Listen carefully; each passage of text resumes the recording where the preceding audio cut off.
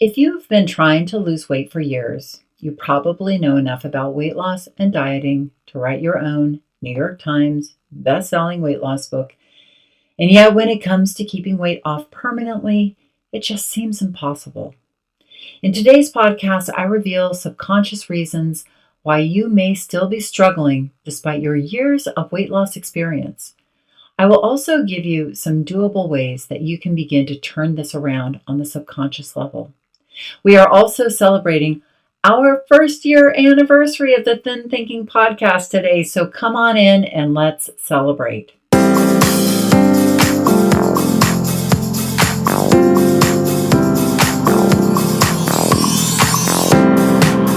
Did you know that our struggle with weight doesn't start with the food on your plate or get fixed in the gym? 80% of our weight struggle is mental. That's right. The key to unlocking long-term weight release and management begins in your mind. Hi there, I'm Rita Black. I'm a clinical hypnotherapist, weight loss expert, best-selling author, and the creator of the Shift Weight Mastery process. And not only have I helped thousands of people over the past 20 years achieve long-term weight mastery, I am also a former weight struggler, carb addict, and binge eater.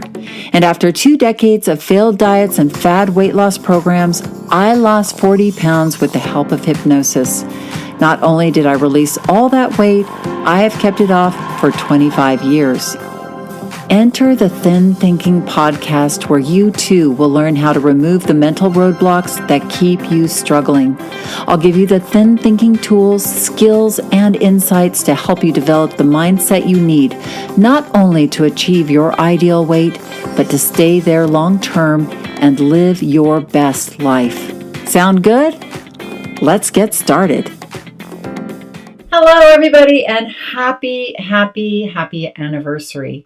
Please come on in and have a seat at the party table. Yes, I am celebrating you, all of you listeners who have made the Thin Thinking podcast possible. I can't believe it. This year, it's been a crazy year, can I just be honest? But because of this podcast, God, I feel so grateful. There's been some crappy things that have gone down this year, but I just am so tickled pink about this podcast. Beyond tickled pink. I feel really just so good, like loving you all. I just wish I could wrap you up in my arms and just give you a big hug. I really, really mean that from the bottom of my heart. When we began this podcast, it was just an idea that I had had forever. I'm sure maybe some of you have podcasts, or maybe you've thought about doing a podcast of your own. I highly encourage you to do that.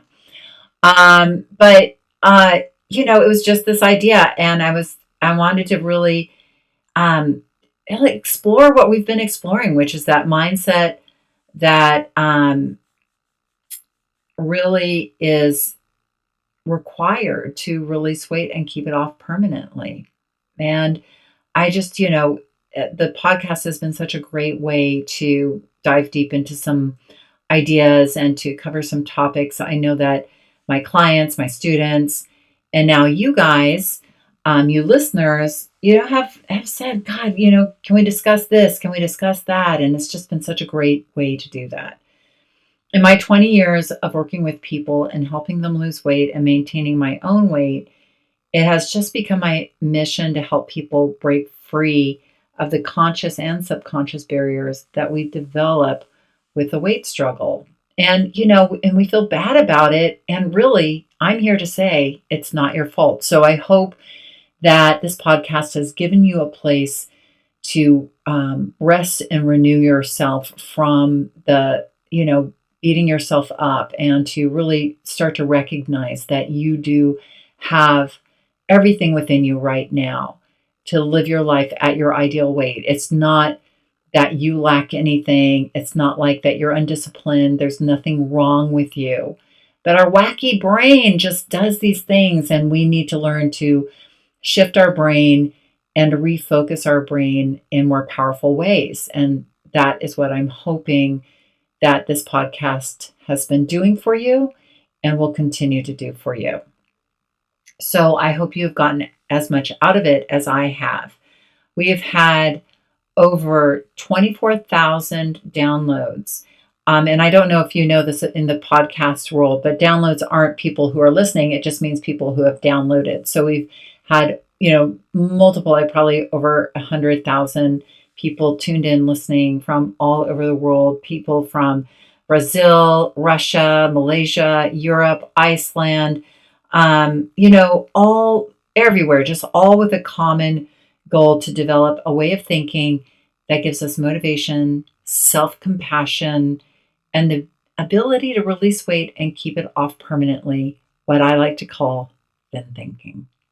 So in honor of our anniversary, I am going to play our most played podcast from this last year. This podcast has gotten a lot of listens. Now, it probably was helped that it was the second podcast that I ever did. So it has had more time than some of the newer podcasts, for sure. But I've had so many people write in and tell me that they loved this podcast in particular. So I hope you enjoy it. It's called I Know How to Lose Weight. Why am I still struggling? So now here is the big question that we are addressing here today in episode 2. I know everything there is to know about weight loss. Why am I still struggling? As a hypnotherapist and someone who helps people, coaches people, guides people into long-term permanent weight mastery, believe me, I hear that question all of the time. By the time people have decided to approach and use something like hypnosis and use their mind, they've pretty much gone through probably every diet or a regime. I know meditation and hypnosis are now coming to the forefront a lot more, but especially in the early days of my career, because I've been in business for over 20 years, people were a little more wary of hypnosis or using mind techniques. So the people who would come to me would be like, okay, I've done every single diet. Now I think there's something wrong with my mind and I think I need your help. Right? I know everything there is to know. I'm still not doing it. What is wrong with me? And, when it comes to weight mastery and really busting through those barriers, it's hard because we are dealing with the mind. And if we don't start with our mind first, the food, the exercise, it does elude us. So I get people coming to me who are weight loss professionals. These are people who make a living for weight loss, but for themselves, they might still be struggling, or a lot of them are struggling when they come to see me. So they might know everything there is to know about the food. They might know everything there is to know about the exercise, but they still struggle with, what I call fat thinking, and get into thinking those roadblocks, those mental roadblocks that just keep them from getting their own mind wrapped around it in the right way. That was a bit of a tongue twister. I know when I struggled up and down the scale 40 pounds, I honestly did think I was insane. I really, really did. I had all these different voices in my head, and we're going to be talking about some of those voices because I think you might have them too. So I want to tell you a story of my own insanity because this story just sort of underlines a lot of what the struggle I feel like you might be in right now, but mine was amplified like 10 times because this summer just was the quintessential weight struggle story. So after my freshman year of college, I decided to go home to Seattle for many reasons. One was to work and make more money for college, but two was to be in my brother's wedding. And so I came home, and my second term at NYU, I was working really hard to lose weight because I'd actually gained a bunch of weight at Christmas time after losing weight in the autumn. Can you see a trend here? And anyway, so I had dieted down, and I literally was eating stuff like salads with that 0-calorie dressing. I mean, like, it was pathetic. It was, there was just such meagerness going on in the way I was feeding myself, but I was but I was, committed. I was going to go home and I was going to be thin and I was going to look great for my brother's wedding, and it was all going to, I was going to live happily ever after. So as I touched down in Seattle, I was about 5 pounds above what I would call my ideal weight. But I was not quite satisfied, and I felt I need to lose 5 more pounds. So I got off the plane and I headed home with my family. And of course, my mother, being the major cook and baker that she was, there was a huge feast laid out before me. Now I thought, I've got to be good. But of course, I ended up eating everything, binging, eating even more, and pretty much eating, everything in sight for the next few days, for the weekend. Thinking, okay, I'll start on Monday, right? Our famous refrain. So anyway, I get on the scale on Monday, and now instead of being 5 pounds above my ideal weight, I'm now 8 pounds above my ideal weight. And I think, okay, well, I can manage this. I'm going to just pull it together this week now, eat the lettuce, chicken and broccoli, work out super hard, exercise, and I'm going to get that 8 pounds off this week, no problemo. So I, first day, second day, doing great, third day, fourth day, doing great. And then, of course, around Friday, the weekend again, I went out with some friends. And what do you do when you're in Seattle? You go to Kid Valley, this place where I used to work, which is a hamburger stand. And oh my gosh, they make the best hamburgers and milkshakes and all that stuff. So off we went. And I was like, okay, well, since I ate Kid Valley, then I just might as well eat more on Friday, Saturday, and Sunday. And oh, by the way, did I mention I was making my brother's wedding cake? Yeah. So that also meant I had to bake and sample frosting and cake. And so I'm going to get into my whole cake thing in later podcasts, but I am a cakeaholic and a frostingaholic. So for me to be making my brother's cake and thinking then I'm losing weight and all of this, it was just a hot mess. So by the end of the second weekend, not only was I 8 pounds above my ideal weight, I was now 10 pounds above my ideal weight. So I said, no problem. The summer is long. I've got 3 months before I have to head back to NYU. I've got a month before my brother's wedding. I'm going to whip this into shape. I'm going to be so freaking perfect. You're not even going to believe it. Chicken and broccoli, whatever the healthiest, most meager portions. I'm just going to be a little saint and bang this out, get that, that weight down the scale. So now, what was complicating things was the fact that I had gotten a job for the summer. And my job, can I just tell you how I did not set myself up for success for the summer whatsoever? Now that I'm telling this story, I'm like, what was I thinking? Because this summer, I was working at this place called De Laurentiis in Seattle. Now, if any of you know Seattle, and if any of you know the Pike's Place Market in Seattle, De Laurentiis is a famous Italian deli in the Pike Place Market in Seattle. It's quite famous because it's been for the years and years and years. Lovely family owns it. It's probably been bought out by a corporation by now because this was a long time ago. But I had a job, in the department where I was doling out like goodies and weighing flour and semolina flour. And I knew about Italian food because I'd worked in New York at a deli there as well. So I had a fairly good understanding of Italian food. And of course, through eating lots of Italian food, I had a very good understanding of it. But there I was down at the Pike's Place Market. And for those of you who don't know that, you could just imagine it's just like a food forum of every day. It's like you could go to a different place and try different food. So it's just like a food lovers extravaganza. And here I was trying to be chicken and broccoli in the midst of all this food, the smells of De Laurentiis. There was a pizza counter. There was, the cappuccino counter, and it was just all so Italian. And here I was, trying to be good on a diet. What a joke. So my first week at De Laurentiis, you must try this and try this cheese and you must do this. So every night I would go home and I say, well, I blew it today. I might as well eat a big dinner, and I'll start again tomorrow and start again tomorrow. So you can see the running theme here. So by the time it was my brother's wedding, a month later, not only was I 10 pounds above the scale, I was about 20 pounds above the scale. And it was horrifying because I had bought this dress for the slimmer me, and I was not wearing that. I had to go out with my mom and get a bigger dress.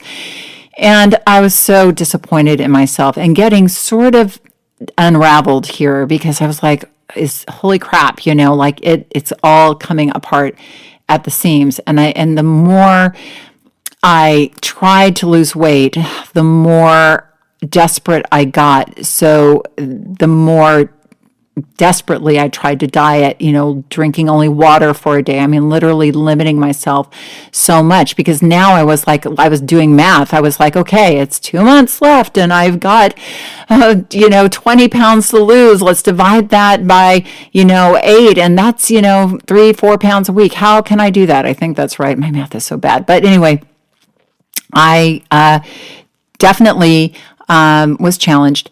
But the challenge, so my stress kept mounting. The promises I made to myself kept getting bigger. So by the time the summer was almost done, I was over 35 pounds overweight.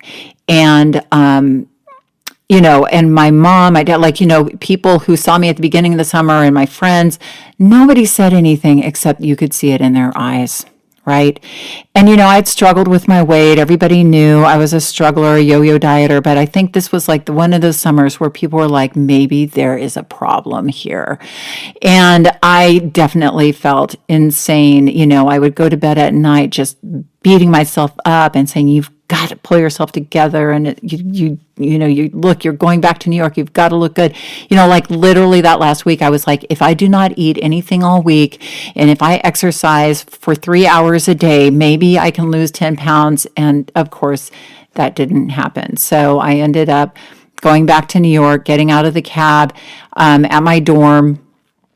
And my roommates were literally looked at me like, what the hell happened to you? Never go back to Seattle for the summer again, promise me. They were just shaking their heads and they just couldn't believe it, and neither could I. It was heartbreaking. So there's a lot of, we feel that we are insane, because I knew how to diet, I knew how to lose weight, but I just could not get myself to do it. So, and maybe you feel the same way too. I am assuming that if you're listening to this podcast, you are hoping to get some more tools to help you get over those mental humps, the things that seem to be your roadblocks to your success. Okay, so that's my horrific story of my horrific summer and, my being convinced I was insane. And if you have been struggling, maybe you have felt insane too, or just like, what is wrong with me? Do I need a lobotomy? Do I need, some sort of just to be put into a rehab facility? I mean, wouldn't it be great if we could all go to that desert island and just nothing was around us and we worked out with trainers like they did, in The Biggest Loser? Oh, that would be great. But no, we live in the real world and we need to really powerfully learn to communicate with ourselves so that we can release weight for the last time. So now when it comes to this struggle, what's going on are a couple of things. You are absolutely not crazy. There is nothing wrong with you. But there are two things from the way I see it that are going on. One is the way our brain is designed, and the other is the crazy weight loss culture that is built out of these weird, unrealistic expectations. So let me talk about the mind first. So when it comes to weight loss, or anything, here's one of the challenges, is that our mind is really divided into two, right? We have a conscious mind and a subconscious mind. And the conscious mind is our logical, rational, willpower part of our mind. And this is the part of the mind that will usually put us on a diet. This is the part of the mind that knows about weight loss and exercise and all those good things, right? This is the part of the mind that's like, eat less, exercise more, start on Monday, come on, let's go.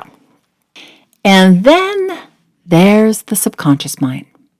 And you know how that conscious mind, well, it wants us to lose weight. It puts us on the diet. It's very, very invested in our losing weight. Our subconscious mind, pretty much wants things to stay the same. Yeah, business as usual. In our subconscious mind, we have our beliefs.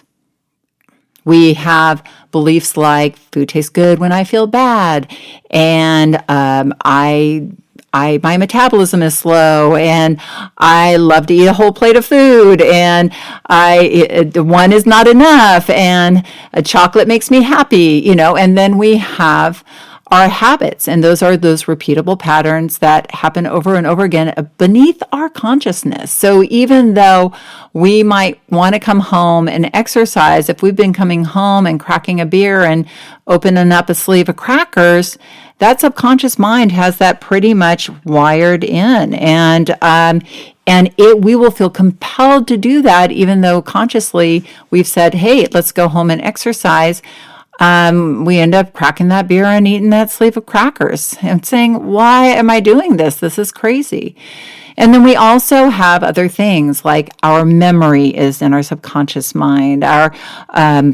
Our imagination is in our subconscious mind, and even our identity is in our subconscious mind, our emotions. All of these things sort of swirl around together in this 88% that wants us pretty much to stay the same. So when 12% of our mind wants us to be good and wants us to lose weight, and 88% wants things to stay the same, what will happen? Now, you might go on a diet and you might lose weight or go on a regime or go on some sort of thing and you get so far, but unless you're really impacting your subconscious mind, unless you're making deeper changes, ultimately what will happen is, a month later, 6 months later, something will happen, and that subconscious mind is just there, sitting there kind of waiting for the diet to be over. So it's like, yeah, business as usual. So, those of you who are baffled by the fact that, in the past, maybe you have been able to pull it together and lose weight for a month or 6 months or until the reunion happens or, until you win the contest or whatever it is, or until you fit into your skinny clothes. A lot of times we will go back to the old behaviors that caused us to gain weight in the first place, unfortunately. So that is what is really working against us. And that's why it's so important to get tools to get working with your subconscious mind. We're going to look at a couple of those today. The other thing is that we have a crazy weight loss culture that is built of weird, unrealistic expectations, right? I mean, think of any of the diets that you have gone on in your life. And, you read a diet book and it promises you, okay, everything's going to be great. You follow this structure, you're going to win. You're going to lose weight and life is going to be great. And, you see pictures posted on Instagram and social media, and you see the before and after pictures, and all the dieting culture really promises, like, if you've got it together to be good and really be disciplined and focused and this perfect person, then not only will you lose weight, but you are going to live happily ever after. And it just promotes the idea that all the answers are outside of you. Whether it's again going to a guru or the specific exercise class. Now, any of these things might work, but unless you're communicating powerfully with yourself, unless you're really engaging yourself on a deeper level, none of these external things are going to be successful in the long run. But we live in a culture that is like, you are going to walk off into the skinny sunset and live happily ever after. It never is realistic with you to say, you know what, long-term permanent weight management is a continuing story. It is a journey with yourself, and it is a relationship with yourself that you need to continue to tend to. And I don't mean this in a harsh or disciplinary way. I just mean like your journey. If you talk to anybody who's taken weight off and kept it off long term, it wasn't like, oh yeah, I lost the weight and then it was all good. Yeah. It's like they are continuing their journey. It is a continuing journey into maintenance and into long-term maintenance. And it's a powerful journey. It is an exciting journey, but it isn't a journey where you just don't lose the weight and then you can check out, eat whatever you want, or, and I think that that's really our screwy dieting culture. So here's the thing. This is what I want to get into today, is to get some thin thinking strategies to get that 12% of your mind working together with that 88% of the mind. What we're going to look at is two things. We're going to look at our identity and our beliefs. I feel like those are like the core of our challenge and, are some of the biggest roadblocks that we have on our journey, at least in beginning our journey of weight mastery. Because, when I lead a shift weight mastery process, we start with identity, because any transformation starts at the core, and at the core is our identity. And our identity is really how we see ourselves. It's who we are in the world. And also, we get labeled with identities from the external world, but really how we see ourselves in the world and our place in the world is at the root of identity. And the interesting thing is we all have multiple identities. It's not like we just have one. Like I am a mom, I am a wife, I'm a Southern Californian, I am a hypnotherapist, I am a gardener, or like to think I am, except when you see my Brussels sprouts aren't really growing very well. I'm a biker. I'm a hiker, and I'm an enthusiast of food. I love to cook. I love to entertain. Those are all identities that I have. And I'm sure you have a lot of identities, and there's so many identities out there. So all of my identities kind of swirl around in my mind and allow me to see myself as I am out in the world. Like it creates my identity. And one of my identities is I am a weight master, or I don't see myself as like the master, like somebody who has like a, black belt in karate, but I am on a mastery journey, right? And I am an apprentice of weight mastery. And apprentice is an ongoing apprenticeship, right? So I see myself in that. But see, what happens is when we struggle with our weight, we see ourselves as a weight struggler. And we live in this world of struggle, We struggle with food, right?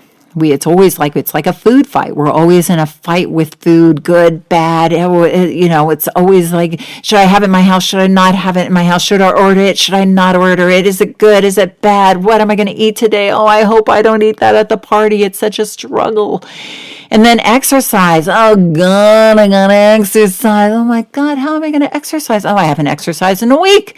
Oh, I've been exercising. Oh, I hurt my hip. I was exercising. Like it's a struggle, and we struggle with our body. Oh, my gosh, I feel fat. Oh, my God, feel the rolls on my stomach. Oh, my God, I wish my legs would be longer. Oh, my gosh, look at the flab on the back of my arms. And then we also struggle with saboteurs, those other people in our life. Oh, come on, have a brownie. I baked them for you. Oh, look, you guys, I got you some bagels. and on and on. And we struggle with the scale. Oh my God, I was so good. Why is the scale up to date? All of these things. We live in a world of struggle where we're always struggling. It's on our mind. I have clients who come to me, beautiful clients who have these lives that seem so amazing, and yet they're like, Rita, I can't even enjoy my life because I'm thinking about my weight and my struggle with weight all the time. It's obsessing my mind. And our weight struggle identity, it is sticky. And what I mean by that is, it's something that we bring with us wherever we go, and no matter how much weight we lose, we still see ourselves as a struggler. And that's why a lot of people still struggle. They can go on the diet and lose weight, but they're still in a struggle. And that's why a lot of times people have told me, they said, I lost the weight, but then I still didn't believe in myself, and I didn't believe I could keep the weight off. A lot of people, when they approach their ideal weight, they get very nervous, like, am I going to be able to do this? Because I'm a struggler, and it just doesn't seem like I'm going to feel confidence, because we have this identity. And being a struggler, it really thwarts our success because it predicts our future. Because I struggled, therefore I am. So when we're starting on any weight loss attempt, we are a struggler going on a weight loss attempt, right? So in our deep subconscious mind, we're like, well, I'm a struggler. I'm somebody who I can't trust myself. I'm not good on a diet. I've never, lost my weight and kept it off. So we have all these beliefs that create the identity that we're bringing with ourselves on the diet. And what chance in hell do you think somebody's going to have of being successful if they see themselves as a struggler? Strugglers also, our identity takes your power away, right? Because it makes us a victim, right? We give so much power away to the struggle, and we make excuses to ourselves about ourselves. Oh, it's so hard for me. I can't do it. I don't have a metabolism. I hate to exercise. I don't like vegetables.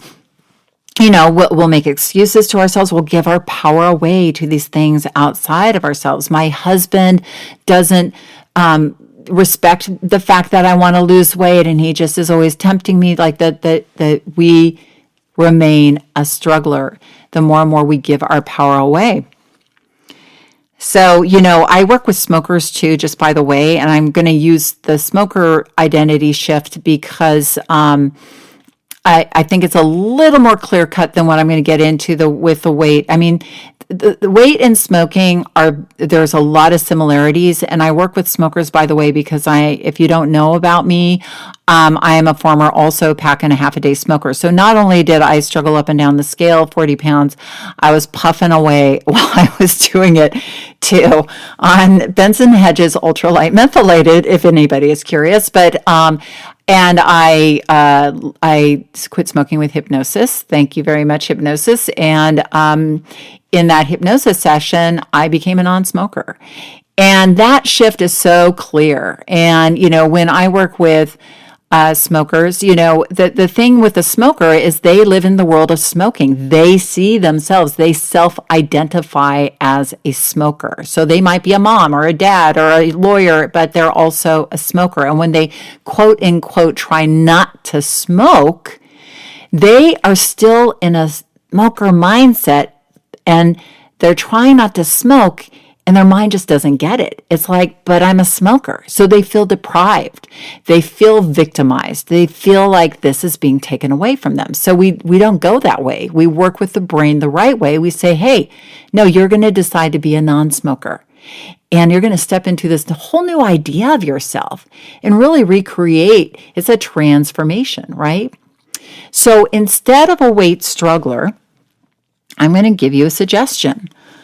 I'm going to say, join me and become a weight mastery learner. become a learner or an apprentice. Now, why is being an apprentice so powerful? Again, we want you to take your power back from this struggler identity. It doesn't suit you. You're not a victim. You're a powerful person. And the more power you take back, the more power you have from all of this nonsense. And, look, I don't mean to call it nonsense. It's real. But, when you start to poke holes in it and say, hey, you know what? Maybe that struggle, it was fun in the beginning, but aren't you tired of it? Let's try something new on. And, in your subconscious mind is your imagination. And that's what I love to engage people in is seeing themselves, from their imagination in a whole new way. You're giving back your power. You're taking all that victimhood of being in that struggle, and you're going, I don't need that anymore. I'm going to become an apprentice of weight mastery. And a weight mastery journey is a learner's journey. Anytime that, and you can start it. And why I feel like an apprenticeship is so important is because a learner can start from anywhere they are. If you've never tried to lose weight before or release weight before, not a problem. If you have hundreds of pounds to lose, not a problem. If you have 5 pounds to release, not a problem. At any point, you can become an apprentice. And here's what happens in your brain when you are a learner versus a struggler, is that anything that happens to you in the learning journey is all good. Meaning you eat, you overeat, you go to the buffet table and you plan to eat something healthy and you end up loading up some macaroni and cheese and eating it. Oh, damn, why did I do that? Well, in a struggler mindset, that reinforces your idea that you're a failure, you're undisciplined, you're a fat pig, whatever, however you speak to yourself. In an apprentice mindset, you say, oh, that didn't work for me. What did I learn from that? And you begin to start to self-correct those things that are getting in your way, those beliefs and those habits that are stopping you. Because what happens when we just say, oh, well, I blew it, and we go back to the beginning, or I'll start again tomorrow, or I'll go off this diet and I'll start a new one, is that we don't learn anything. And really long-term weight mastery is a learning journey. It's a self-correcting learning journey where we learn about our behaviors, we learn about our thinking, we learn what is stopping us, and we say, okay, let me fix that now. Let me find a solution. And our brain is powerful. It's like a computer. It will start to help you find the solutions, but you need to start to come from a new framework. And that framework, in neuro-linguistic programming, they call it a reframe. You are reframing how you see yourself to yourself. And the reframe is, I am no longer a struggler, but I am an apprentice. But in my shift weight mastery process, I believe in this so much. In the very beginning, everybody signs an apprentice contract because, and it's amazing what happens to people when they start coming at this from the eyes of a learner and apprentice, is they start connecting with themselves. They start respecting themselves because they're learning. They're like, and you know that feeling when you go to school, or if you've signed up for an adult education class, or you do that thing, it's like, oh, I'm learning. And we see ourselves from a much more powerful place. We respect ourselves. Oh, I just learned something there. And it does something, and a lot of our long-term permanent weight mastery journey is about staying connected and showing up for ourselves in those moments that we used to abandon ourselves, abandon ship, and just go, screw it, I'll start over tomorrow, or I'll start over next month, or I'll start over next year. And I just don't want to think about it. And we want to get turned on, tuned up, and be engaged from a completely different place. And that's the place of a learner. Okay? So that is number one, identity. All right, now that we've looked at identity, I want to look at the next piece of the puzzle, which is our limiting beliefs around our ability to be successful. So our belief system, our weight struggler belief system. We develop beliefs about food, eating, and ourselves at a very early age. And it's deeply rooted in our subconscious. We develop beliefs around food. Food is love. Food is comfort. Food relaxes me. Beliefs around our weight. I am fat. I have no metabolism. I am the biggest in my family, or I'm the biggest amongst my friends. Beliefs about other people's weight. Skinny people are lucky. Skinny people are assholes. Other people have it together, and that's why they are thin. And then we develop beliefs about our body. My body is broken. My body is ugly. My thighs are disgusting. You know, a former client of mine was a world-famous singer. You probably know who this person is. And this woman is hailed as sexy and beautiful by millions and millions of fans. And you know what she had to say about her body? She said, "My body looks like a buffalo." Seriously. I mean, you know, it makes your jaw drop when you think about that. And you think about, you look at these beautiful people and you think, well, they don't have a care in the world. Well, think again. We also have beliefs about our ability to lose weight. I am a sugar addict. I have no willpower. I am a bottomless pit. I'm a foodie. I hate to sweat. I'm lazy and undisciplined. I could go on, but you get the picture, right? Well, here's the thing about our beliefs. They are not real. They are opinions and interpretations formed through the eyes of our crazy diet culture, our family, our friends, and ourselves. Can I tell you something? And this is something that is so extraordinary to me. You know, I've worked with thousands of people. The reason why I say that is I have worked with everybody from every walk of life but we are all the same. And if I could tell you how many women especially have told me that when they were young, you know, in school, maybe in 5th grade, 6th grade, or in their teen years, and they were convinced they were fat, you know, like so fat amongst their friends, you know, like, oh, I would pose in pictures and I'd feel horrible and I was the fattest girl and I hated myself and I hated my body. And then, you know, here I am now, 30, 40, 50 years old, and I look back at those old photos of myself and I see that I wasn't fat at all. I actually was thin. I actually was beautiful. And I wish I could have gone back in time and told myself that then, because I didn't believe it then and I suffered so much. And what a waste, you know? And that's what I mean. Like, it's not just one person who has told me this. It's hundreds, it's thousands of people who have told me this. See, our beliefs are these interpretations that strangle us, that keep us from living our best life. So we need to start to bust up these beliefs and get some tools to bust up these beliefs, okay? So our beliefs are not necessarily true. How do we shift them? So I want to introduce you to one of those characters that may be lurking in your head. I certainly know I have one in mind. And that character is what I like to call your inner critic.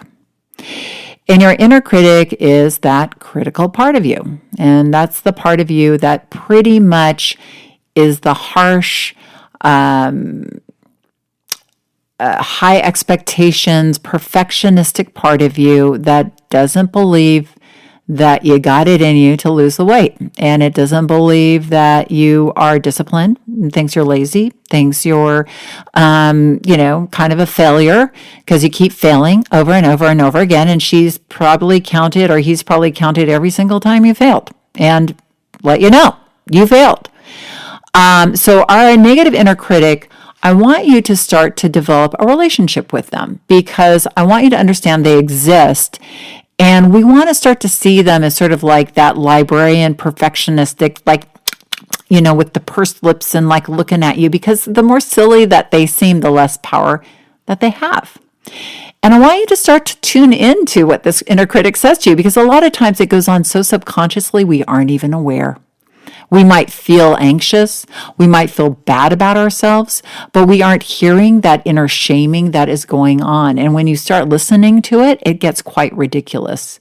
It gets quite laughable almost. So, well, definitely. So once we start tuning in and understanding it's coming from just this one part of our psyche that is very insecure, doesn't believe, like that we've got us in it. And, your inner critic doesn't hate you. It wants the best for you, but it just thinks that you're doing it also wrong. And you could do it so much better. So this inner critic over the years has created this huge file in your subconscious mind. Like it's sort of like an evidence folder. Your inner critic is like the prosecuting lawyer, right?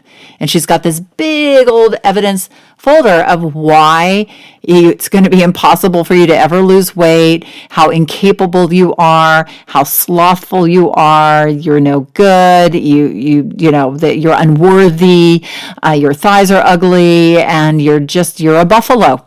You're a buffalo. I love that word, buffalo. It just is such a wonderful word, isn't it? I don't want anybody to think themselves as a buffalo, but So anyway, here you have this huge file that your inner critic has very meticulously over the years put together for you. Now, there does exist your weight mastery file in your subconscious mind. And at the moment, it doesn't have anything in it, or it has very few things in it, right? So we're going to start to work on that.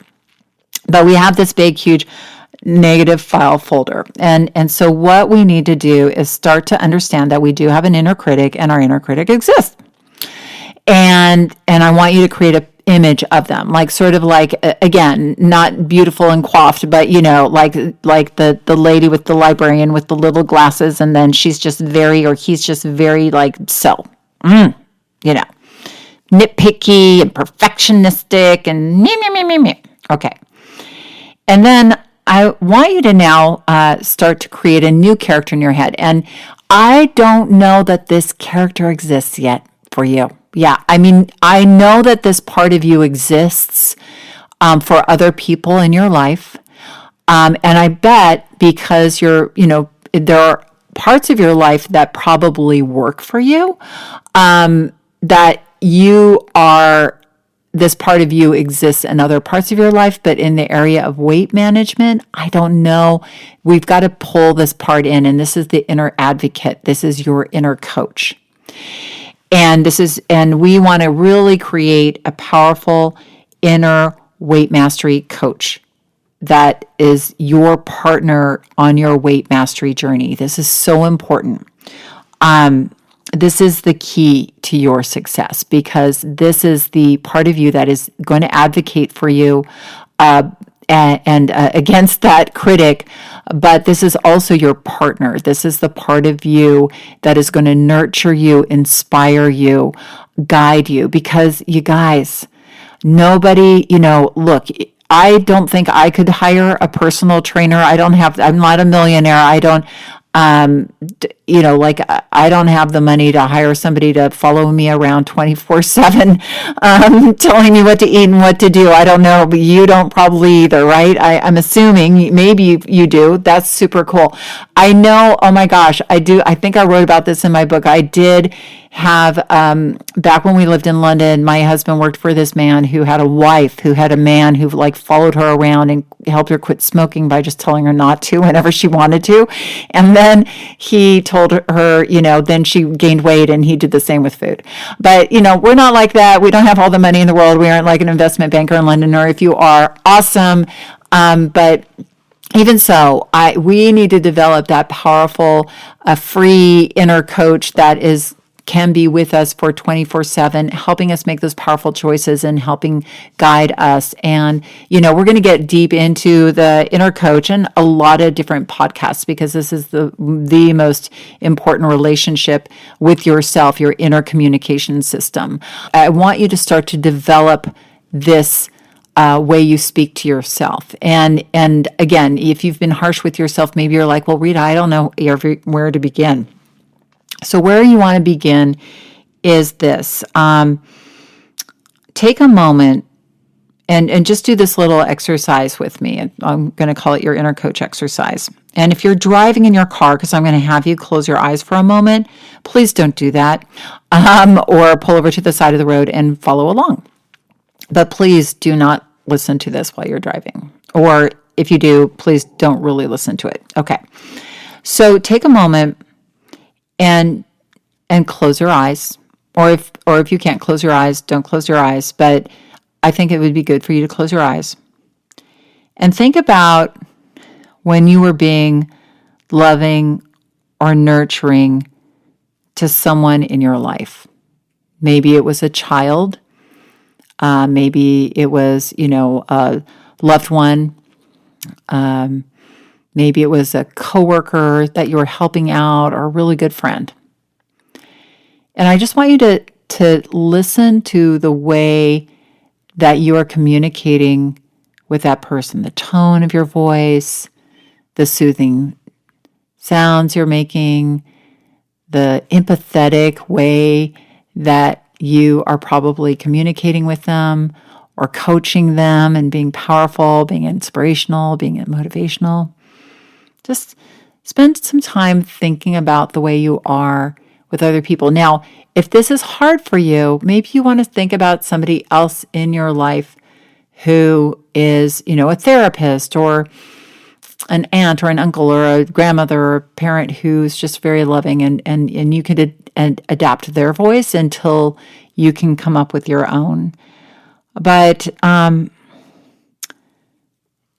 start to do this for yourself. But right now, just think about the way that you looked at that person, and just imagine now that you are stepping outside of yourself and looking at the you listening to me. And look at yourself as you were looking at that child or that friend or that loved one with so much admiration and respect, love, empathy. And now, in that loving voice, I want you to say to yourself, I believe in you. I believe in you.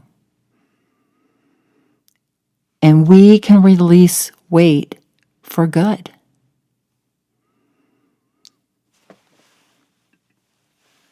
And it's going to take commitment.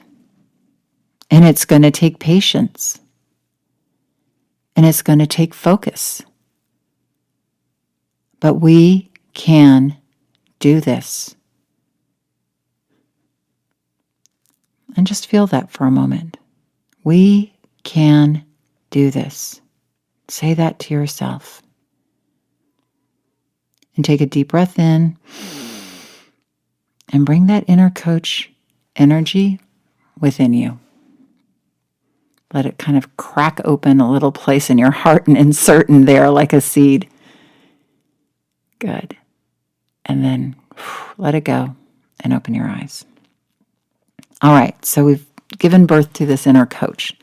And if you have worked with me or are already on a journey with me, I hope you found that helpful to even beef up your inner coach's voice even more. So now, here's the thing that you want to start to do. You're going to still hear your inner critic's voice. And you want to start to question what your inner coach is saying with your coach. You want to question that inner critic with your coach. You want to start to question your own fat thinking or limiting beliefs, limiting weight management beliefs. Okay? You want to poke holes in what your beliefs are with your inner coach. For instance, if you get conscious to saying to yourself, I am a lazy pig, I want you to say, says who? Says who you're a lazy pig? My culture? Does my culture say I'm a lazy pig? Does my family say I'm a lazy pig? Am I really a lazy pig? Am I a pig? Really? Now, if I look in the mirror, I don't see a barnyard animal. I see a human being. Am I lazy? Get really curious. Am I lazy? Really? I'm lazy? I didn't look that lazy yesterday when I woke up and I went to work and I did all that stuff that I was doing at work. And then I came home and I took the kids to practice, and then I made dinner, and then I cleaned up, and then I did the laundry. I don't think that's really a lazy pig. So that's what we want to do. We really want to start to really poke holes in those limiting beliefs. So you want to get conscious to them, and then you want to start really questioning them. So it will mean you and your inner coach are going to be tuning in and then questioning things. And believe me, this is where the magic begins. And the next thing you want to do is you want to start to put new positive beliefs in that weight mastery folder. There is such a thing as what we call cognitive distortion. And it's like we amplify what is wrong and we diminish the positives with our mind. And there are a lot of behaviors right now that probably are aligned already. You're probably doing a lot of behaviors on a daily basis that are aligned with your releasing weight for good. But now with your inner coach, you're going to observe these habits and behaviors that you already have, and you're going to put them into that I believe I can achieve weight mastery file. So, maybe you eat a healthy breakfast. Well, go ahead and put that in the file. Maybe you're in the habit of ordering a salad instead of fries. Well, that sounds pretty good. Put that in the file. Maybe you take a walk every day with your coworkers at lunch. Well, not during the pandemic, but maybe you're getting up and taking a walk after lunch, at home, or if you are back in the office, put that back in the file. And you'll start to see things emerge once you're looking at them with that filter. You're starting to look at them from a I believe in myself filter and just put them in the file. And why this is important is not only are we building up that folder, but we're really building up that positive communication muscle with ourselves. We're really starting to create and connect with ourselves, and we're starting to respect and believe in ourselves. Because when we struggle with our weight, there's very little self-respect and there's very little belief. And we really have to start from here, ground one, ground zero, whatever that is. Okay. The last thing that will help you really build up that belief file is to start doing what you say you're going to do. Now, what do I mean by that? Well, often we set such high expectations for ourselves with our weight loss attempts, they become impossible to do, just impossible. Like back in my summer in Seattle when, I was trying to lose 20 pounds in 1 week. Well, that was impossible. I can't tell you how many clients have said to me, like when I say, well, where do you want to start with exercise? And they'll say, well, I think about 7 days a week, an hour and a half a day sounds good. And I'm like, oh, okay, well, have you been exercising already that much? And they're like, oh, no, I haven't exercised in 20 years. And I was like, and you're going to exercise 7 days a week, an hour and a half a day? But that's what we do. We set these really high, impossible expectations with that inner critic in our head, like that's what you should be doing. And you should be eating the chicken and broccoli perfectly every day. You should be being good. That's what it looks like. And then it's hard to live up to that. And then we fail. And then we reinforce that negative belief. So we want to just start to set the bar a little lower. I have a joke. I've been married to my husband for now almost 32 years. 1989. When was that? That was like 31, 32 years. It gets to a certain point, you stop. Okay. Anyway, a long time. And people will say, oh my gosh, what's the key? And I was like, low expectations. I was like, yeah, two words, lower expectations. You know, when I lowered my I got happy. It was really good. And, you know, I think weight mastery journey is, we want to expect, we have, you know, we have goals, we have focus, we have vision, which we will be talking about in future podcasts. But, those expectations, we want to be able to do what we say we're going to do. And we want to start to do that on a daily basis. So we want to be realistic with ourselves. And that's something that your inner coach can work with you on, is to say, okay, well, maybe we're not going to exercise 7 days a week, an hour and a half a day. Maybe we are going to do 10 minutes a day. Could we do that? Just like start 10 minutes, 5 days a week, going walking around the block. You know, and that might be super low for some of you guys. Obviously, you might be super fit and fitness experts and all of that stuff. But that's just sort of an example of like, you want to have a little conversation with yourself. Is like, well, you know, do I want to eat 3 meals today? Do I want to eat 2? Do I want to eat, 5 snacks? And does that feel doable? Can I do that? You know, and you write it out. Have a plan. Create a food plan for your day. You know, if you don't have a plan, let me tell you, the world has one for you, and it is not a healthy one. So at least in the beginning, when you are rebuilding trust with yourself, I really do, because here's the thing, your brain is kind of wired to do what it's going to do, and what it's going to do isn't getting you weight mastery, right? So we want to start to create realistic plans that you can follow through on.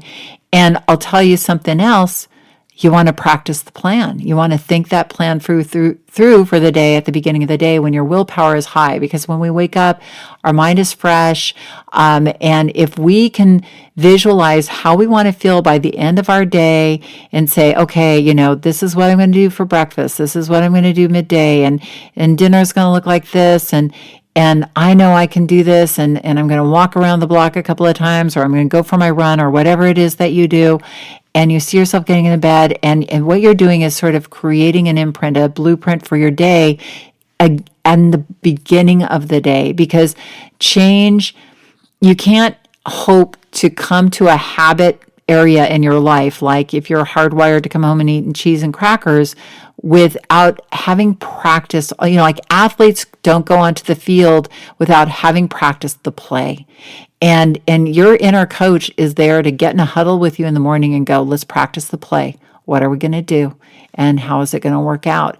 Oh, when the husband brings in those cheese fries tonight, because he does that every Thursday night, why don't we practice yours saying, hey, no, thank you, honey. I appreciate the offer, but I'm going to eat this. Or, oh, well, you know, or practice taking 3 of the cheese fries, because that will work for you. And eating your healthy dinner and having a little bit of the cheese fries, but you finish them and they feel good. You did it, and you got through feeling light, like you took care of yourself, right? So you're working with this aspect of yourself, this inner coach, and you're thinking it through, and you're getting those wins, and you're putting them in that belief folder. And this is how you start to connect with yourself. You start to, what I call, show up for yourself on a consistent basis. Because let me tell you, weight struggle, we jump ship. We're like, I'm out of here. I blew it. So screw it. I don't care. We'll start again tomorrow, you know, and we get in the habit of doing that. And that's a whole other thing altogether. So create that realistic food plan for the day. What you know is doable, and stick to it, and you reconnect and build that trust, and you practice that ahead of time. And this is, like I said, I call this like the morning huddle. And I'm going to be honest with you, I've been doing my morning huddle for 25 years. That's right. And it's one of the biggest keys to my success, is because I think it through. I know in my week where I'm vulnerable. If I know social events are coming up, I think those through. That's what I'm saying, you guys. It's not like just lose the weight and live happily ever after. I've been working with myself and my inner coach for a really long time. And I will tell you, it's the most amazing relationship that I have. I mean, this ability to connect with myself and think my life through and really ask me, what do I want to create this week? I mean, it really is a creative journey. And when you're working from this place, I'll tell you, your life will change. I mean, many people go through the shift weight mastery process, and it's not just about the weight. It's, wow, look at how much power I have, and I've taken back my power. And it's not just the area of weight. It's my relationships. Because when we start connecting with ourselves and believing in ourselves, our lives change. And I wouldn't give that up for the world. So I have to meet with my coach every morning. I kind of like them, and I kind of like being able to create my life instead of living this life where I show up and I hope things work. I want to be in a creative, active, out there, making the world work and loving my life. And I'm telling you, this relationship with this inner coach, it's the start of it. So let me just say that one more time. Start advocating for yourself, and start this week. Go out and practice using that powerful voice with yourself. And I hope you are beginning to see that you're not a failure. And the challenge is the way our mind is designed and wired, and this crazy diet culture. But when you start stepping into that powerful new identity as an apprentice of weight mastery, and you're immediately removing yourself from being a victim and start being a powerful learner. You're learning and you're gaining knowledge, you're gaining self-knowledge and changing things, and you are developing this powerful relationship with your inner coach. You're turning down the volume on that inner critic, breaking up all those old beliefs in that file folder, and starting to put powerful beliefs in yourself in that new file folder in your subconscious mind. And you can do this. Like I said, this week, just practice being that with that, talking to your inner coach and starting to bust those things up, getting conscious to how you're speaking to yourself in that negative way, and start, what? Really? Are you serious? Start to laugh. Bring some humor into this, especially with that inner critic. It's kind of easy to laugh at her once you see how serious she is. Well, I hope you enjoyed that episode, and thank you so much for creating a powerful year with me. And I look forward to what we will be diving into this coming year. So if you have any suggestions for year 2, there's a place for that in the show notes. Please go. Let me know. I want to hear from you. So this coming week, like I said, get your review written for the prize drawings and send them to Rita at shiftweightmastery.com. The drawing is on March 31st. And I look forward to it. And don't forget, write your name, write where you're from. I want to hear from you. And have an amazing week. And remember, the key, and probably the only key to unlocking the door of the weight struggle, is inside you. So keep listening and find it. And thank you so much for making a difference in my life. I've really enjoyed your being with me here in our special place, the Thin Thinking Podcast. I look forward to being with you next week.